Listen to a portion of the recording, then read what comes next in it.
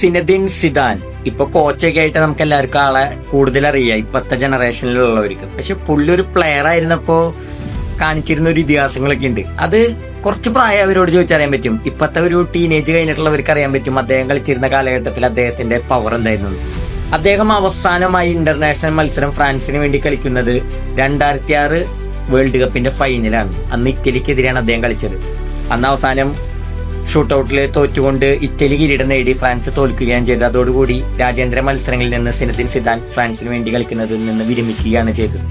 അവസാന മത്സരം ഇറ്റലിക്കെതിരെയായിരുന്നു. അത് സിദാനെ സംബന്ധിച്ച് കൂടുതൽ വൈകാരികമാകുന്നത് സിദാന് ഡയറക്റ്റ് റെഡ് കാർഡ് കിട്ടിയ ഒരു മത്സരമായിരുന്നു. അത് മറ്റൊരു കാരണം കൊണ്ടല്ല.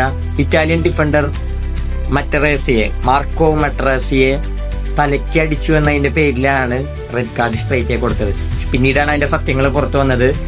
സിനദിൻ സിദാന്റെ പെങ്ങളെ അപമാനിച്ച് കൊണ്ടൊരു സ്റ്റേറ്റ്മെന്റ് അദ്ദേഹം പറഞ്ഞുകൊണ്ടാണ് സിദാൻ അത്രയും കോപിതനായിക്കൊണ്ട് ആ സമയത്ത് അങ്ങനെ ചെയ്തതെന്ന് അദ്ദേഹം പിന്നീട് വെളിപ്പെടുത്തി.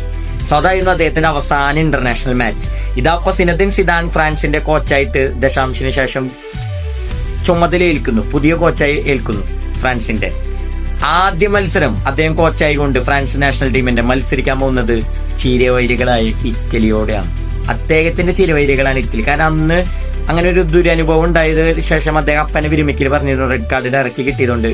പക്ഷെ ഇതൊരു 1.5 മത്സരമായിരിക്കും. കാരണം അദ്ദേഹത്തിന് പ്രതികാരം ചെയ്യാൻ കിട്ടുന്ന ഒരു അവസരമാണ്. കാര്യം ഇപ്പൊ ഇറ്റലി മോശം അവസ്ഥയിലൂടെയാണ് കടന്നു പോകുന്നത്. ഫ്രാൻസ് ആവട്ടെ മികച്ച ടീമുമായി നല്ലൊരു രീതിയിലാണ് മുന്നോട്ട് പോകുന്നത്.